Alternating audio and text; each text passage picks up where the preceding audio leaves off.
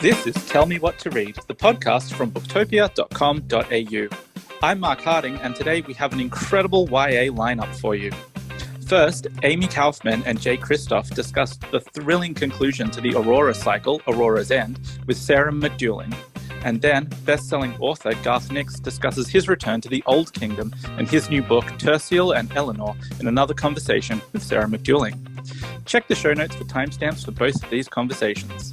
Now, over to Sarah for her chat with Amie Kaufman and Jay Kristoff.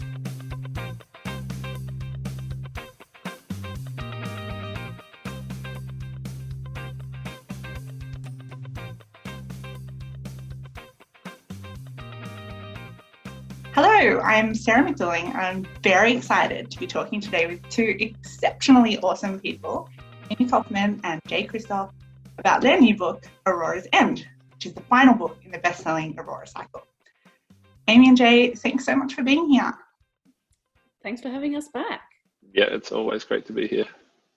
Now, for all the people listening, can you just tell them a little bit about what to expect from Aurora's End?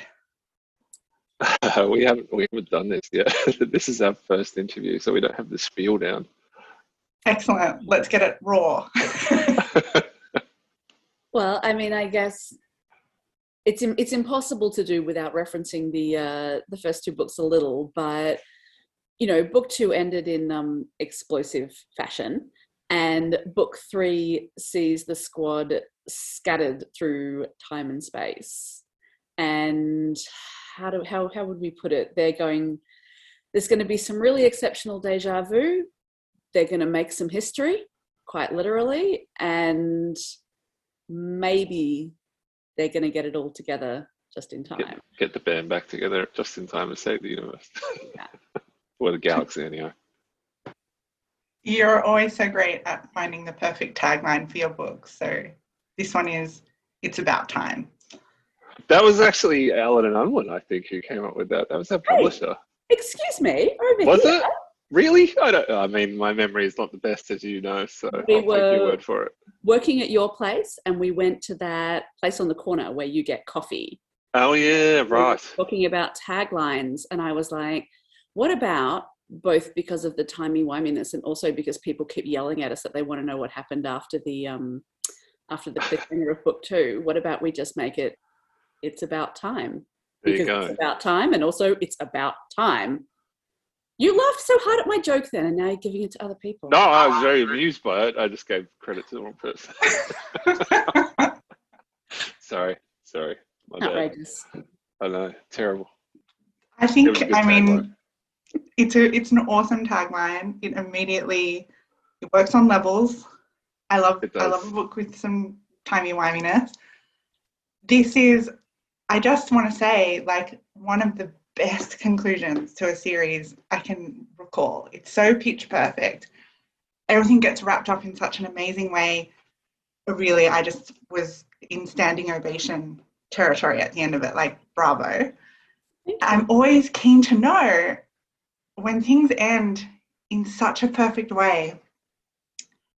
Did you start out book 1 writing towards this exact ending, or did things sort of change a little bit along the way? We had an idea. Some of it was planned all along. The timey-wiminess of it, some of it was definitely planned all along. We knew there were going to be time travel shenanigans, but I don't think we knew exactly how it was going to work. And we didn't know, I mean, we knew there was going to be a conclusion of a particular flavour, but we weren't sure what exactly that was going to be, and it ended up being something quite different to what I had in my head, at least. That's one of the things I really like about the book. The ending, I think, surprised us both. The kind of the note it went out on. Like, we kicked a few ideas back and forth, and initially, I think, at least in my head, we had, you know, big pew kind of space battle, attack the Death Star type thing. But that just felt wrong for the book. Yeah, one day I was working and Jay called me, which is unusual. Jay's not much of a phone person. And so when the phone rang, I was like, something terrible happened. He's arrested again. Right. But no, he was ringing to say, I've just got a sense that maybe instead of the space battle, and he sort of started talking about just the beginnings of the way it ended instead, at which point I just have the clearest memory of being like, oh, yep, no, I see what you're saying. Stop talking right now. I got to go write a thing down. Just leave me alone for a week. I'll bring it back to you. Yeah. Yeah, I think you literally just said that. You were like 3 or 4 times. Yep, leave it with me. Yeah, stop talking to me now. I got it. Shut up. I got it. It's in my head. Don't ruin it. Yeah. Yeah. So that was one of the cool things. Like, we have to be quite buttoned down in the way that we work together. Like any co-author situation, you've got to be quite concise in the way you plot, because you need to know what your co-author is thinking. If you have a secondary character that you have some really cool twist planned for, and they kill them off or whatever, then that's going to ruin all your plans. But the shape of the ending in particular was quite fluid, and the way it became something different to, I think maybe what we both had in our head, is one of my favorite parts of the book. It's definitely my favorite of the trilogy for a lot of different reasons, but that's one of them. It was really quite surprising in the writing of it. Yeah. It's really spectacular. Well, and it doesn't happen that often, or at least it doesn't happen that often for me, that as you're writing something, you know it's definitely working. Yeah.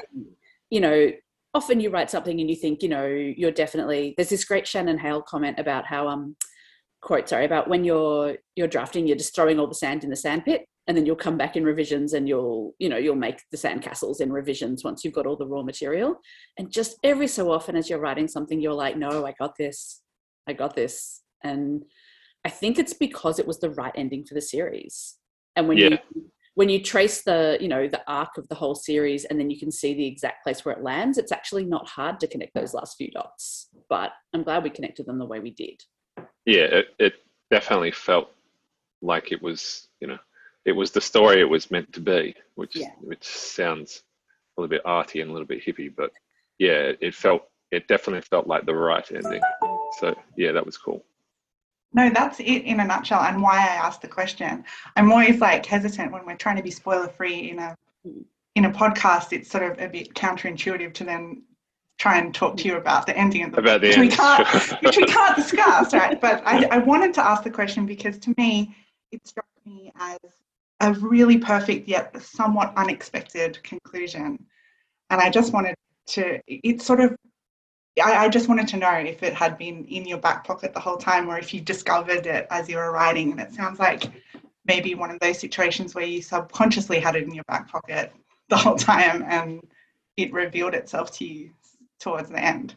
Yeah, I think that's the right way to put it. Yeah, but some of it we had planned all along.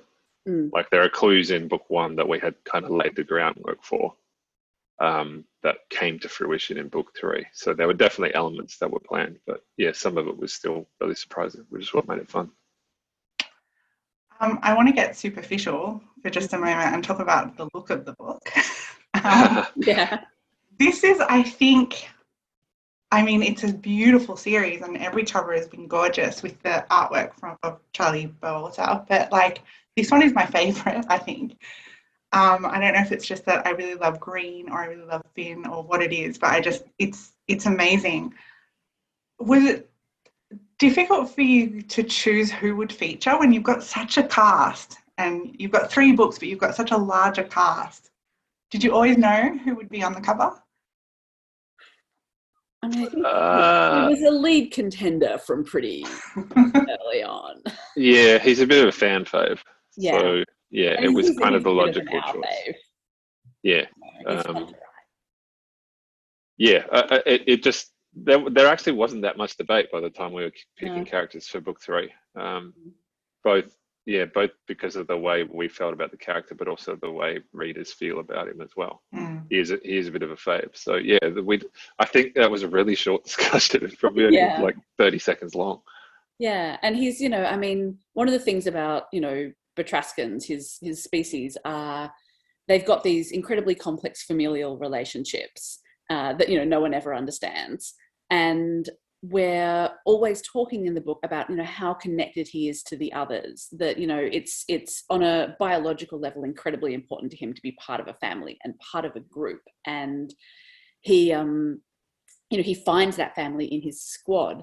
And, you know, I mean, ultimately the whole series is about finding your family. So I think, you know, in many ways, having the character on the front to whom it's most important to have that family. And, you know, he might not be the first one to say it, but he's, you know, he fights hard for it.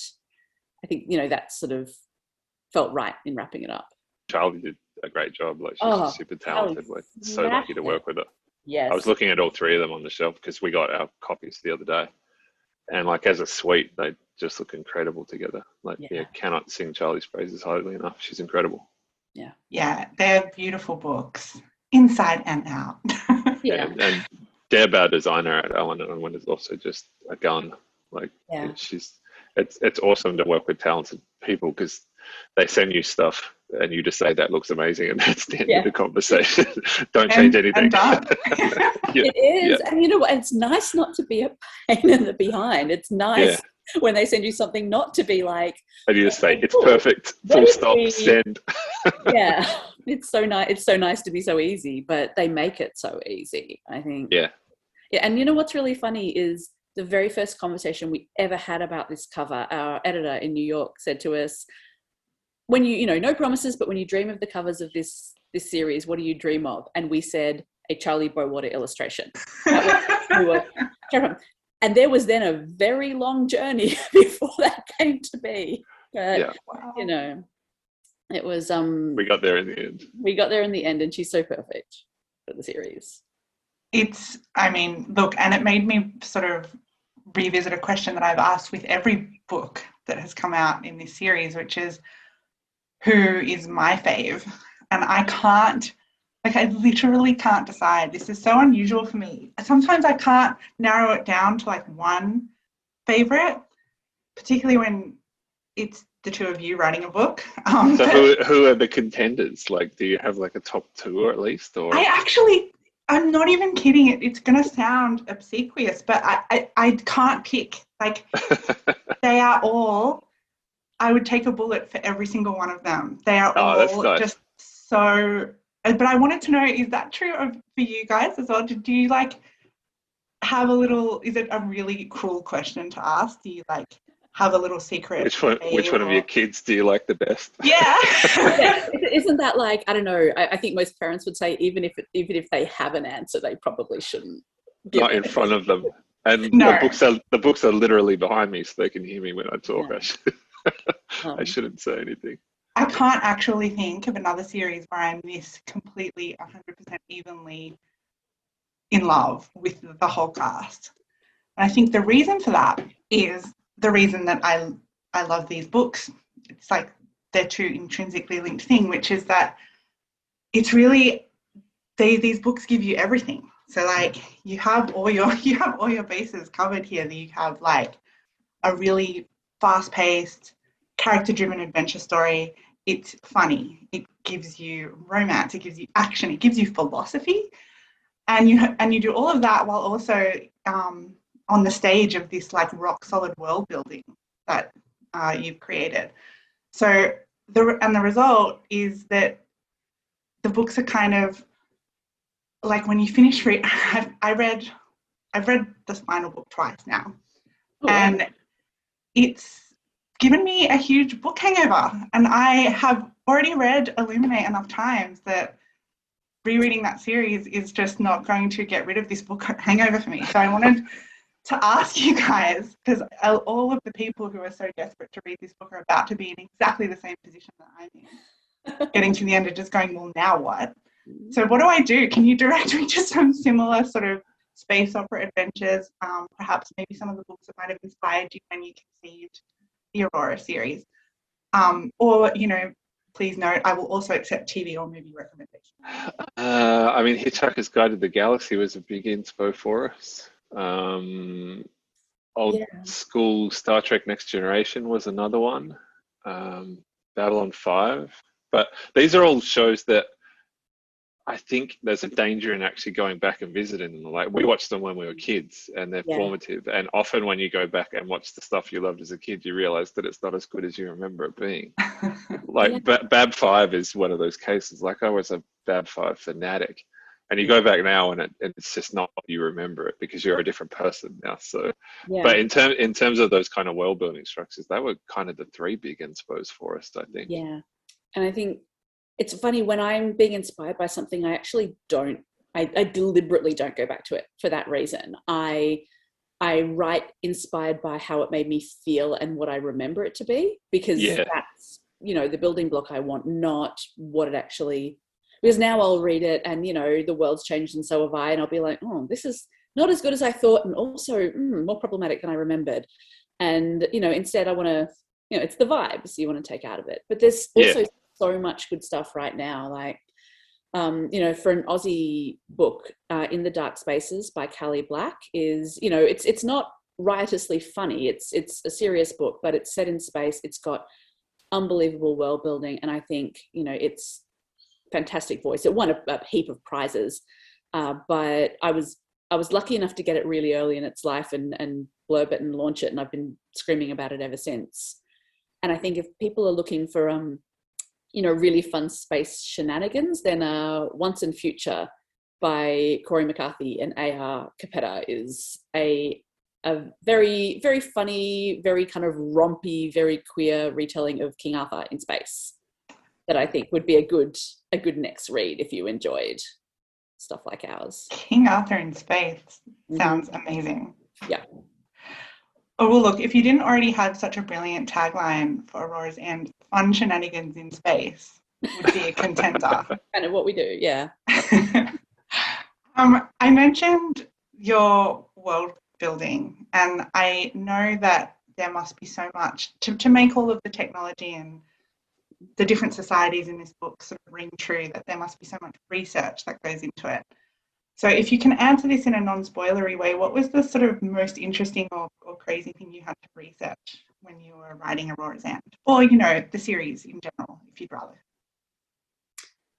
Just the way space works. Space is extraordinary. And when you grow up consuming pop culture, you often get really incorrect ideas about the way space actually works. Yeah. Like, don't watch science fiction if you want to know how it actually works in space. Watch, like, SciShow Space was probably one of our big inspos in terms of the way space actually works. And it's incredible. It's fascinating. Like, we've only got the barest glimpse of it, and it's already just extraordinary.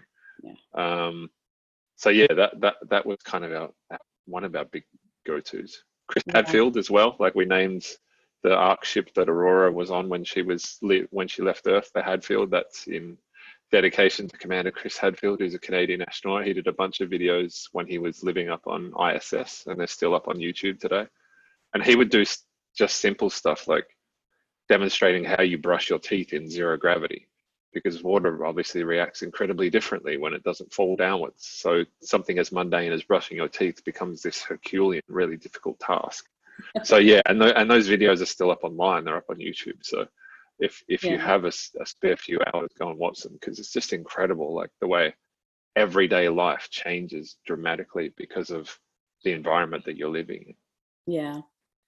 I think the toughest brain thing we did, and this is entirely on us, is I have this memory when we were working on the Illuminae files. The two of us, we were sitting in this pub together, working through this spreadsheet we had made, because in the Illuminae files, every document has a timestamp on it. And that meant that we had to work through, and often they weren't happening in the same place. So there'd be, you know, something on this ship and something on that ship. And us, the two of us, working through and trying to timestamp every document and keep consistent. For instance, if in a document someone moved from this part of the ship to that part of the ship, how long does that take? What have we previously established, and therefore how many minutes does this need to take? And it was like doing a 10,000 piece puzzle, you know, of random blobs of color without a picture of what it was meant to look like. And it was a nightmare. And we both looked at each other and said, never again. And it's the kind of detail that no one cares. No one cares. No one reads. But you know someone would find a mistake. But if you make a mistake, someone will find it right. And so we said, we'll never do it again. And so then we found ourselves in book 3 of Aurora. Once again, timing how long it took to get from place to place, and trying to make, I mean, when everyone reads where a few of the characters are, Finn and Scarlett and Zilla, I want them to know that how hard that was. How hard that was, and how many timings we had to work out to get from A to B, and how long does it take, and timing myself walking around the house to see how long it takes to walk certain distances. And, you know, about halfway through when I was like, oh, what if we move to a mountaintop and never write a book? What about that? Part of my brain was like, you had all the information that you needed to avoid this, and you made a choice. What if we go back in time and tell ourselves never to write never to do this? Yeah. Entirely on us, though. We had all the experience we needed to avoid that, and yet we made choices. Yeah, and we knew it going in as well. Yeah. No one to blame but ourselves. Yeah, time travel is really hard to do well. Things break really easily when you're doing time travel. So that was, that sequence in the book probably took twice as long as the other sequences to work out, even though it takes up the same amount of space, just because the level of complexity there. And you don't see a lot of it, but getting it all to fit together behind the scenes was hard work. I remember we went away for a weekend to work on it, and we were just sitting in silence for hours on end. It's supposed to be bouncing ideas back and forth, and we're just sitting there furiously trying to figure out a way to make this thing work. It was rough. It was rough. And then you read it, and it feels so effortless. I mean, it worked out great in the end, which is another really cool thing about it. Like, we're really proud of the way it worked. But yeah, if you saw how that particular sausage got made, not glamorous. No. Okay, well, we've touched on the challenging aspect. What would you say is perhaps the most fun part of writing this series? Oh, there's just so.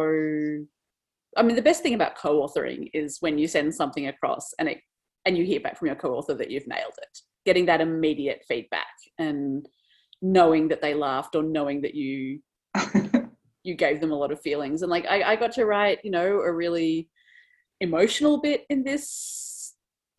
I think it's the best stuff you've ever written. Like, if I may be nice for a minute, and break my traditional aesthetic. Yeah, like I remember reading the end and could just tell.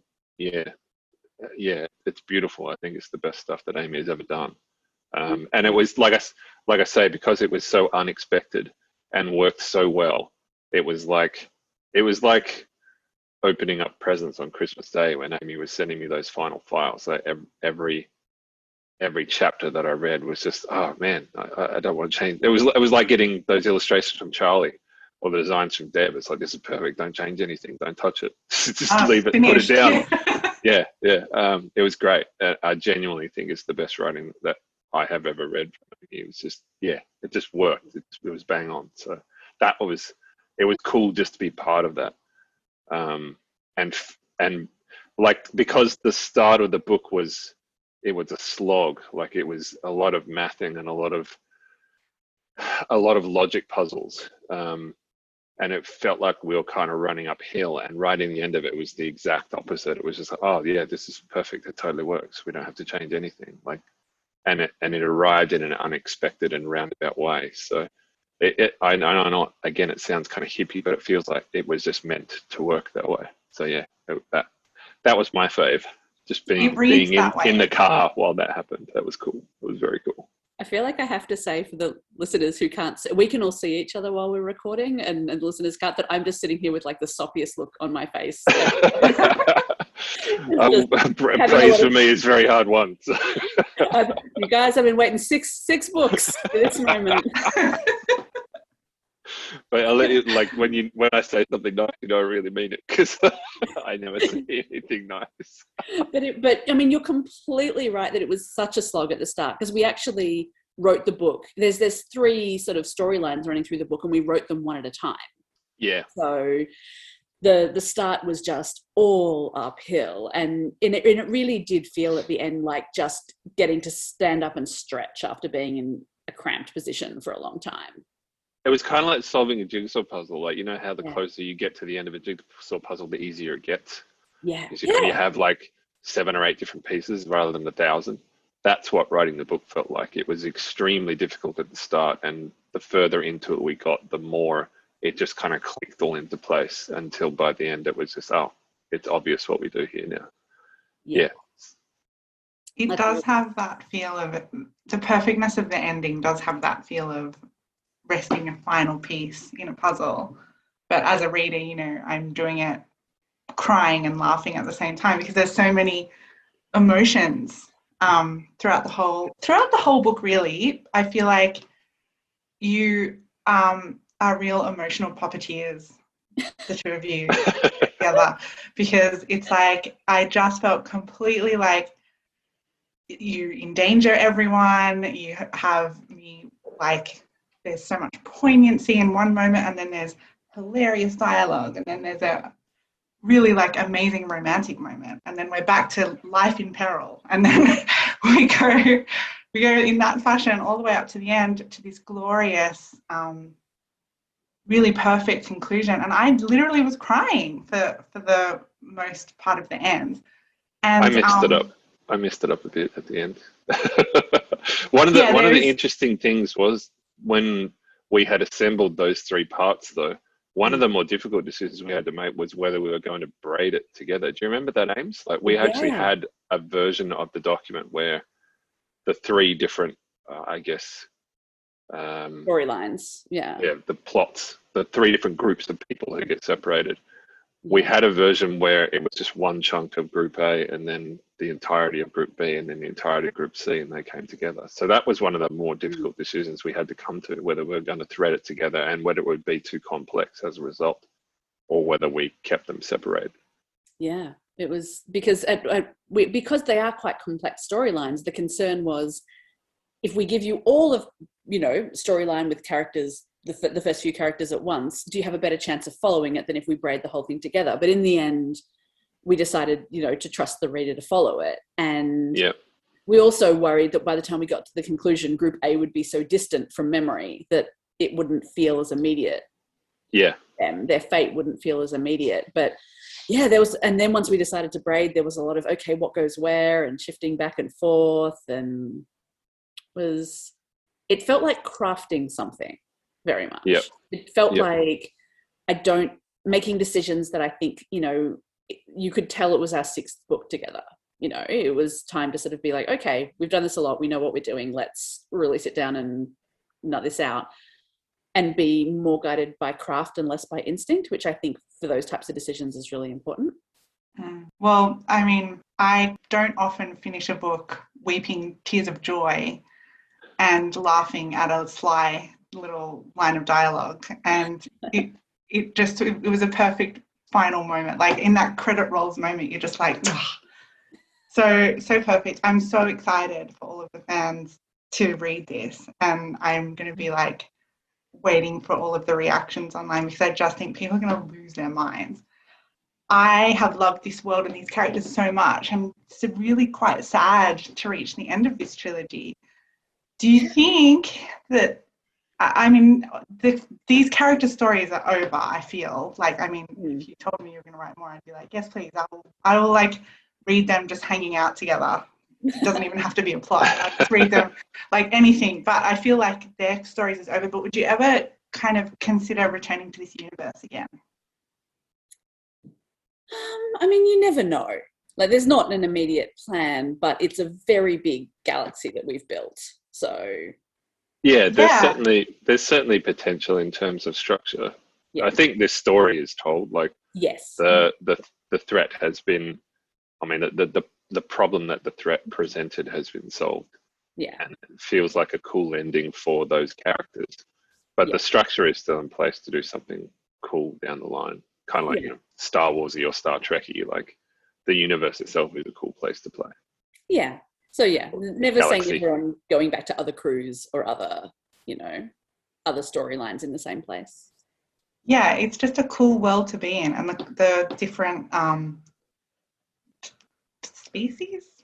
What do you races? Species. I don't know, the different cultures. Star Trek, they used to say different races, but of course they're not. They're entirely different species. So It's just a cool world. I'd love to go there again.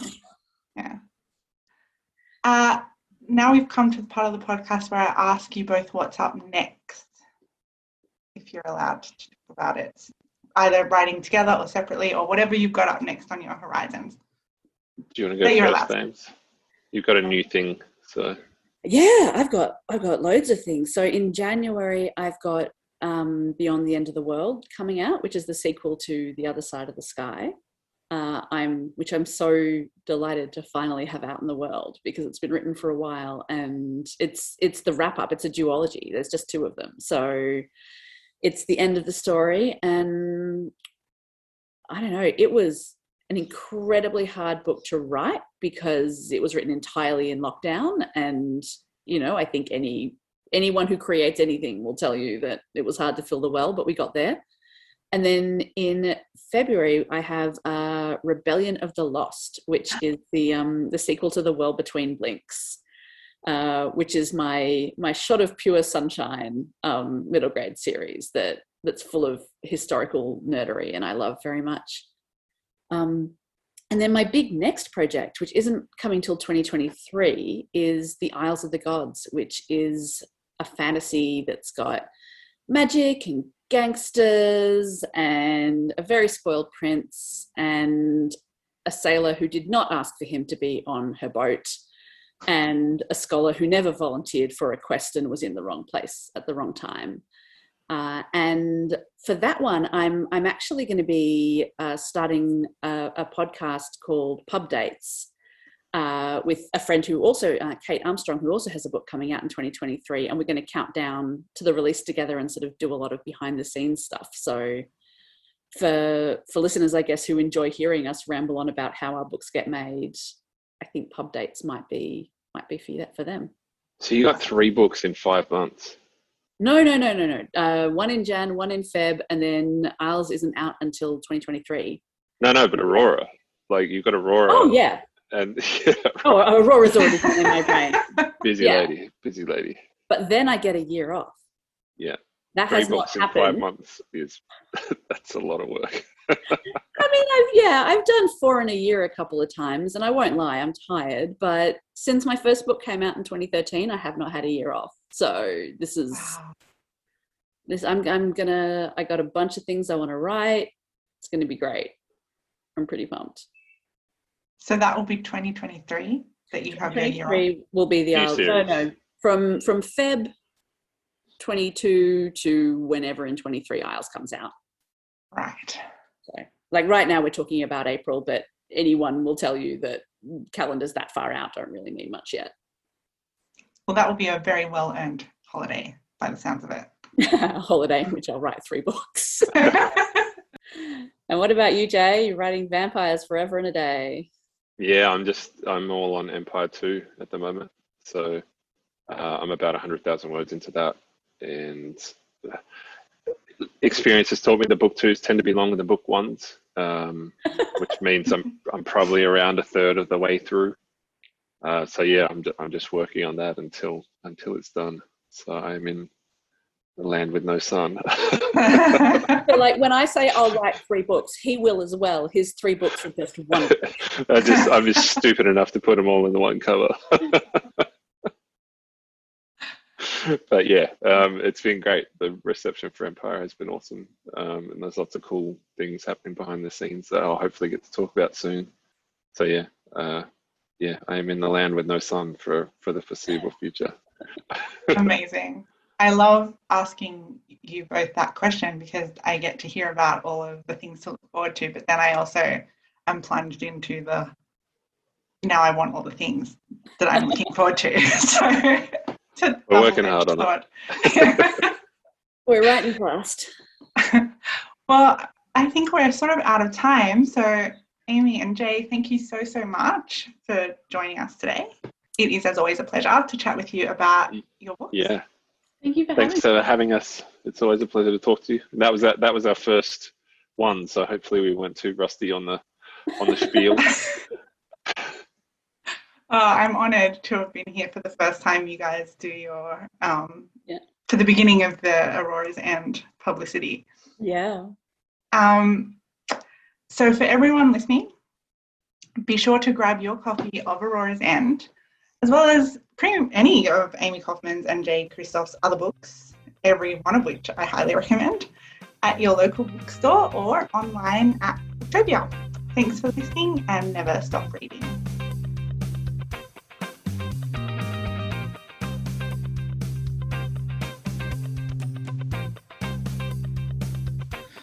Now, Sarah chats with Garth Nix.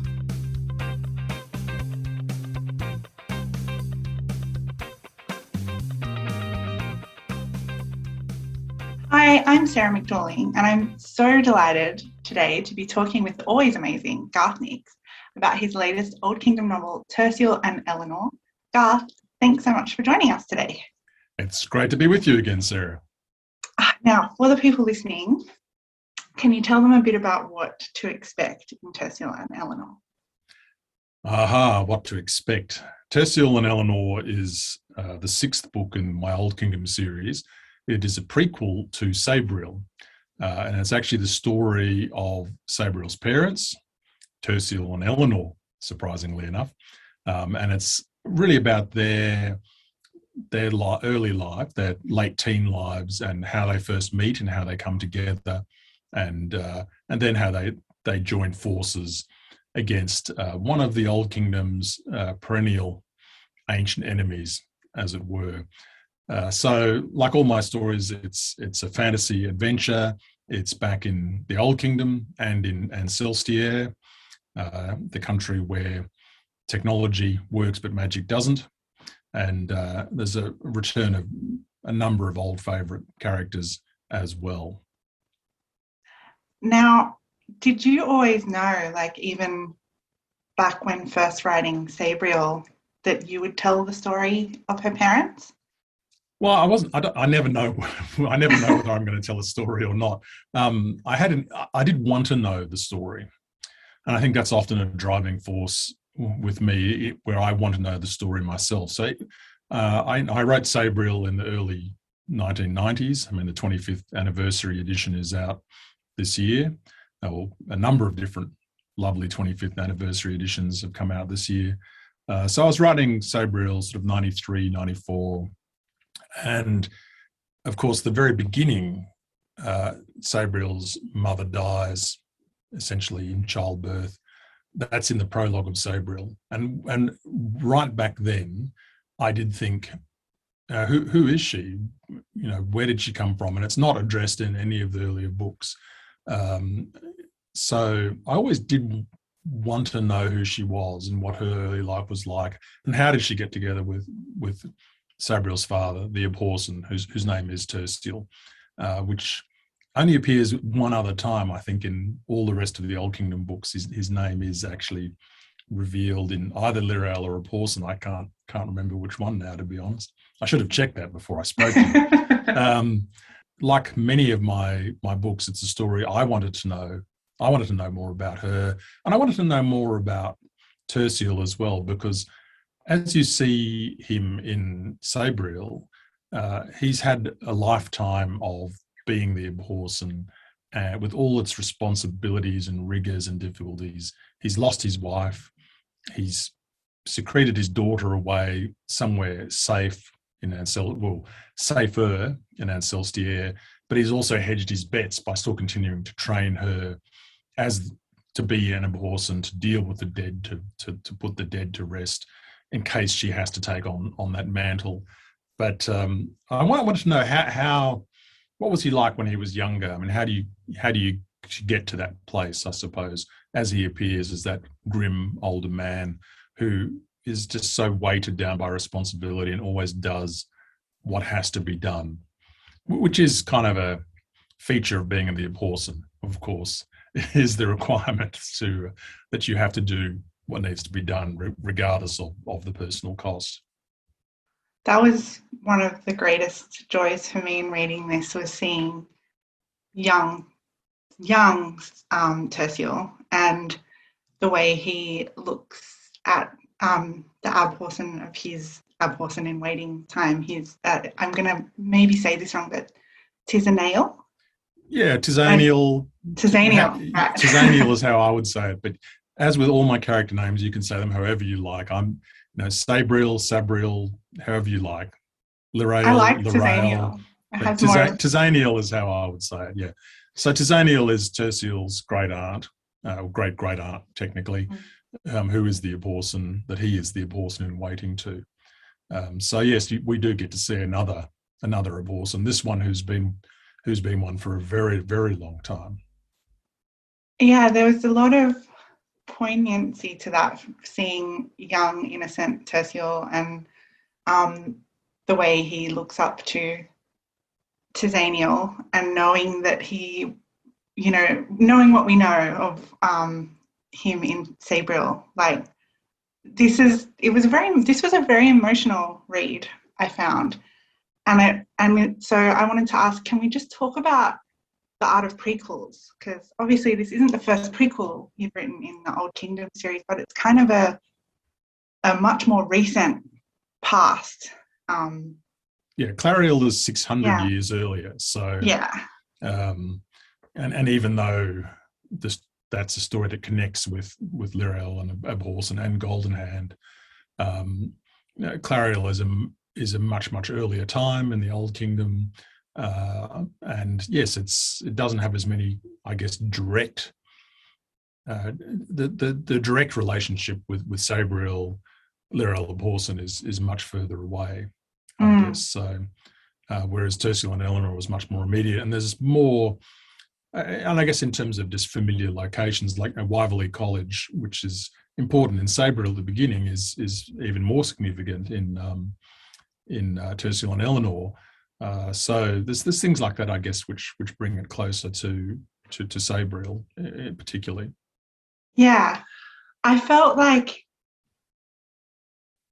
there's such a sense of wonder reading it, because when you go into a prequel where it's about characters where you've seen their fate and you kind of know like how they meet their ends, you'd wonder where the story, like where the unknown in the story will come from. And to me, I loved Elinor. If you would have asked me before reading this book, like what would the character be like, I don't know what I would have had in my mind, but I just found her to be completely delightful and wonderful, and I really loved getting to know her. I think I just fell in love with her alongside Terciel. Oh, I'm glad to do that. That's, of course, I love them. I love them too, of course, but I'm expected to, since I made them up. Well, she's an incredibly charming character. But in terms of the art of a prequel, how do you approach it when you've got a certain amount of information locked in? So, like, how do you... Possibly less than you would expect in terms of this particular book, because Elinor really doesn't get much of a mention at all. We don't know anything about her really from any of the other books, or very little. I mean, in fact, we don't even know, I don't think this is a spoiler because it's right at the beginning of the book, we don't even know that she's from Ancelstir originally in any of the other books.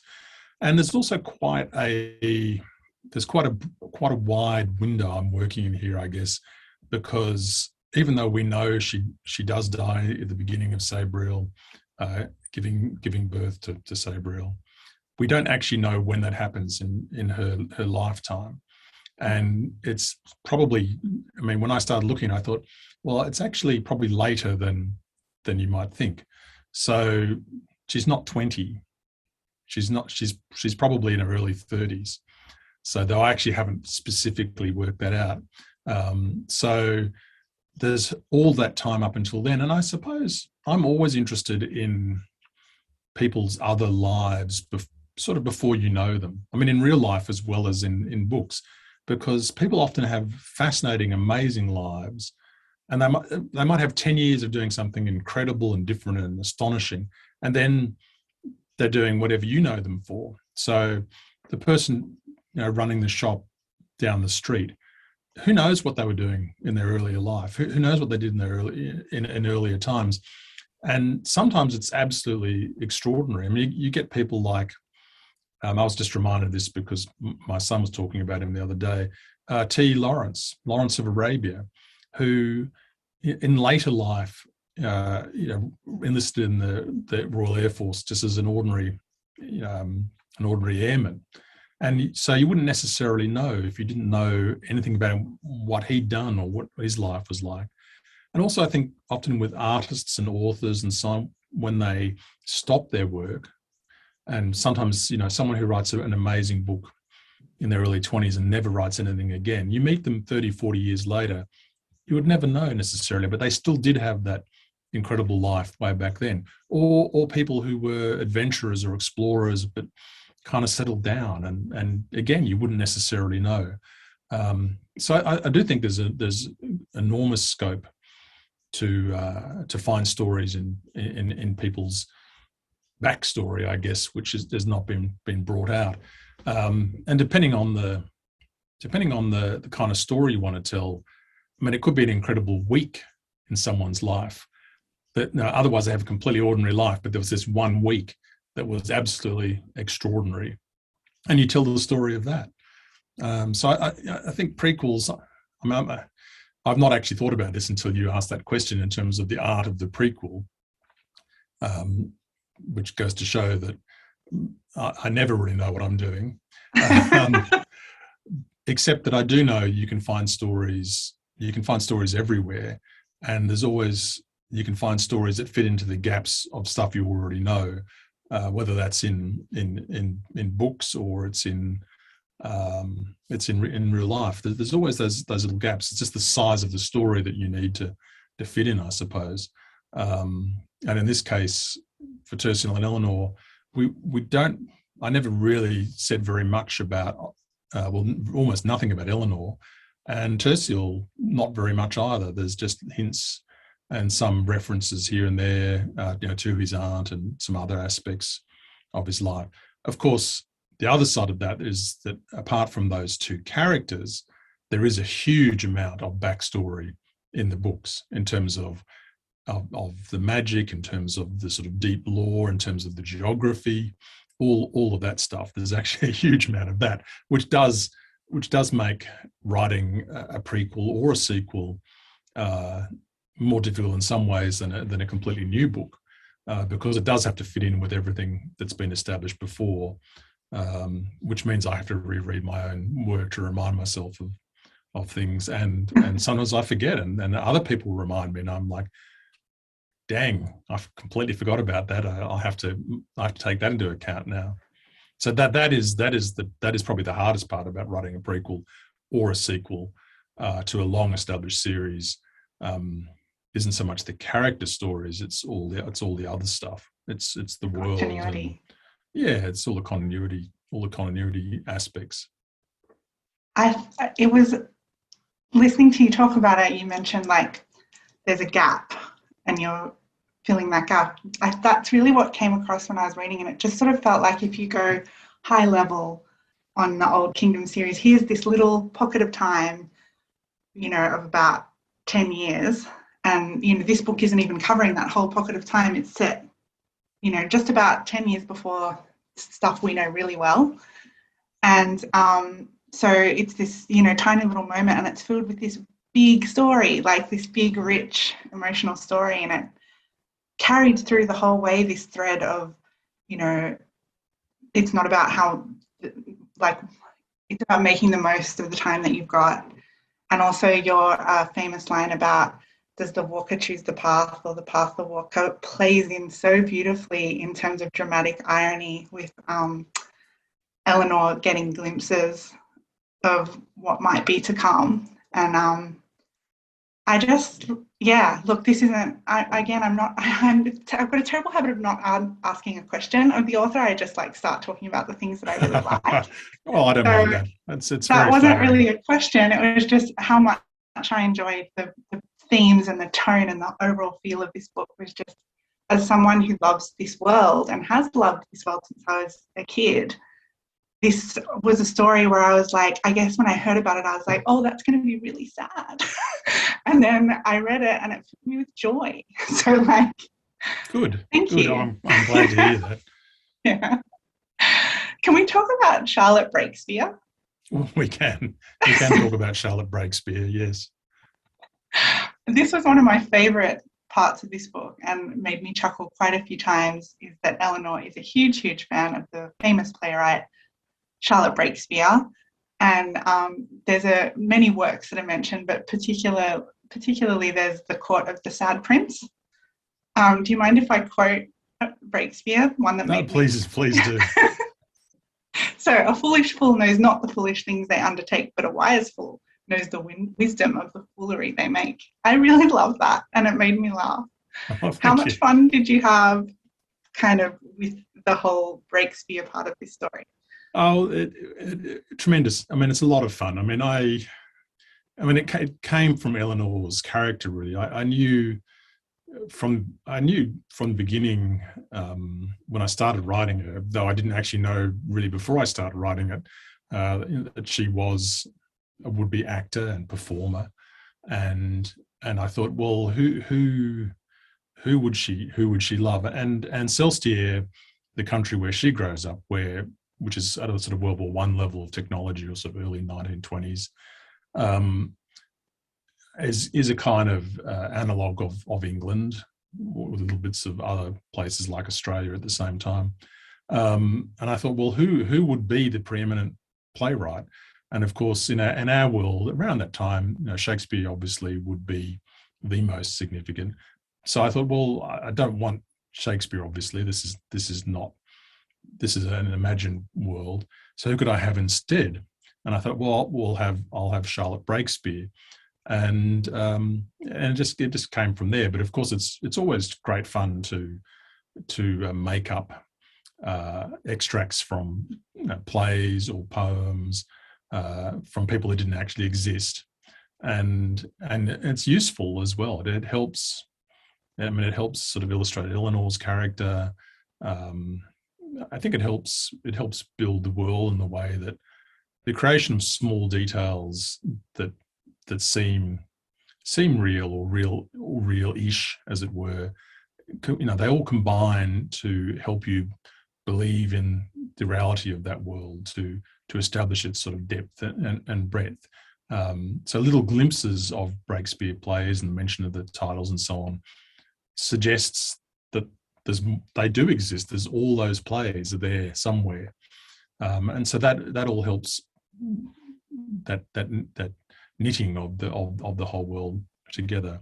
So yes, it was fun to do, and also I enjoyed the controversy about whether she was from the Old Kingdom or from Celestier, which is a little riff on all the people who think Shakespeare was actually, the plays were written by other people and so on. So yeah, I guess it's like a lot of things. It's something that I liked myself as a reader. I like that sort of thing, and so of course that's what I put in my books.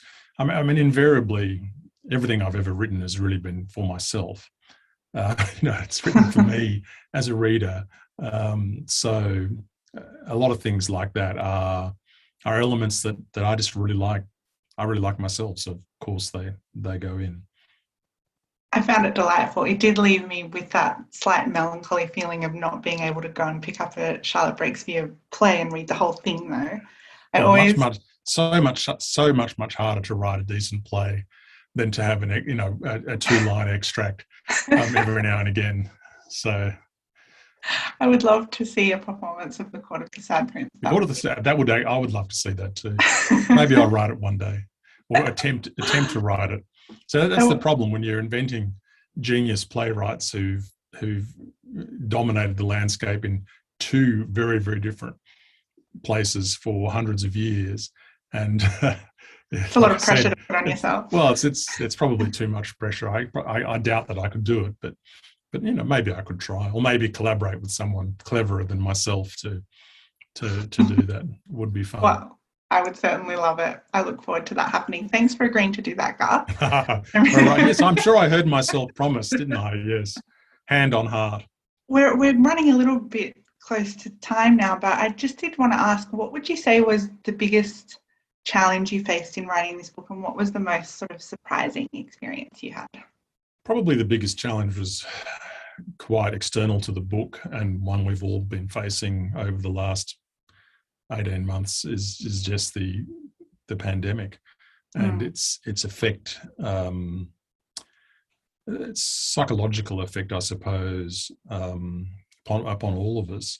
I actually found it harder to write because I was worrying about too much stuff, the state of the world and everything, and the book was very late as a consequence of that. Though I did manage to scrape it in just in time to get out this year, fortunately, while still taking all the time necessary, because I'm a great believer that you do have to take the time. It's better to have the right book late than the wrong book on time. So I was very, very late, but everyone worked very hard with me to make sure we did everything, but it still got into this year. So I think that was that existential angst about the state of the world, and not just the pandemic, but I think the pandemic was the straw on the camel's back. So I think that was actually the hardest thing overall. In terms of this specific book, the biggest challenge would have been the prequel challenge I mentioned earlier, in terms of making sure that everything worked in with what's already been established in the other books. So I was quite often having to double check things, remind myself of what I'd done before, read my own books, which I hate doing, but I have to, obviously, when I'm writing a series or any sort of connected book. And yeah, that would have been by far the greatest challenge, because there was a few times I wrote things. I'd write a chapter or half a chapter and then think, oh, hang on a second, I can't have it work this way because of something that's been established in the other books. So I'd have to actually throw that out. And I also had, again, for this book, I had a number of, I think I wrote 5 different prologues for this book. I don't always use the prologues anyway. Sometimes I just write them to work things out. But for this particular book, I wrote 5 different prologues, 3 of which were basically the same events as happened in the one that's in the book, but told in different ways, and 2 were entirely different.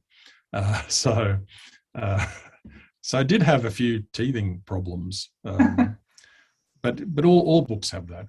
All books have difficulties of one kind or another.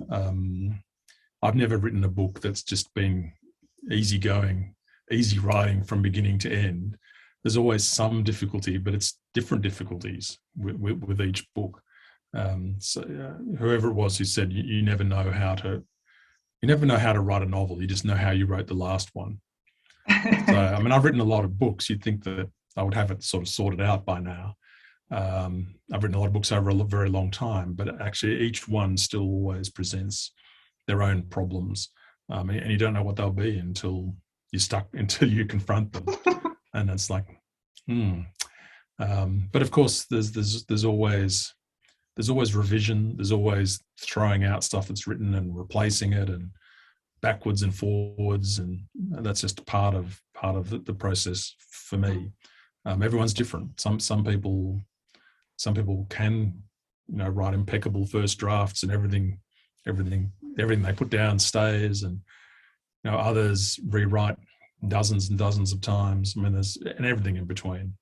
Are we allowed to ask what's up next for you? I always like to hear what you've got coming. Well, it hasn't been announced, but I'll give you a visual clue. Okay. Oh, okay. This is great for a podcast when no one. I know, can that's see why I'm doing it. It's so mean. I'm holding up my left. I'm holding up my left hand. That may give you a clue of what will be out next year. Yeah. Excellent. That is a fantastic clue and fills me with excitement for next year. Oh, great. Excellent. Good. I think it'll be quite soon. Quite soon you'll hear about it. Oh, wow. Soon. Yeah. Oh my gosh, that is amazing news. You'll hear the title and everything else. So, yeah. Oh, okay. Thank you for that little That's spoiler. A pleasure. Yeah. Garth, thanks so much for joining us today. It is always such a pleasure chatting with you about your books. Thank you very much. It's always a pleasure to chat to you too, and great to to be on the Booktopia podcast. So it's a pleasure. And of course, I also signed lots of books for you guys too. So that's worth It is mentioning. true. Yes. At the time of recording this podcast, we have signed copies of Terciel and Elinor, which are selling quickly. So jump on those. Yes. I was a little concerned because, of course, during the pandemic, the books were shipped to me and then taken back. And the truck that came to take them back, I was rather dubious it was going to make it back to Lidcombe. It all looked a little bit, not sure about this, but I heard that they did arrive back safely. So I was greatly relieved because there's a lot of books signed and I didn't want to do it again if somehow they missed or failed to arrive. Well, we very much appreciate it. I have myself bought a signed copy of Terciel and Elinor. Thank you, Sarah.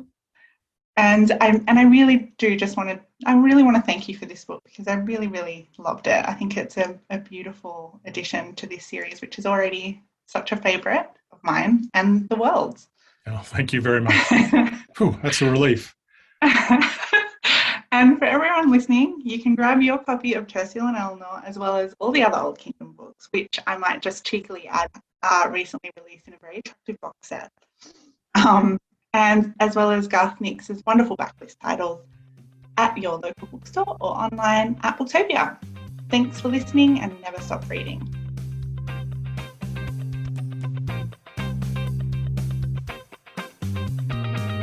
Thanks to our guests, Amie Kaufman, Jay Kristoff, and Garth Nix. You can find links to the books discussed today in our show notes or head over to booktopia.com.au. Stay tuned on Friday for our next episode where we'll be discussing the books we're reading at the moment. And please join us for next week's interview show where we'll be talking with Christian White, Jacqueline Moriarty, and Fiona McIntosh. As always, thanks for listening and never stop reading.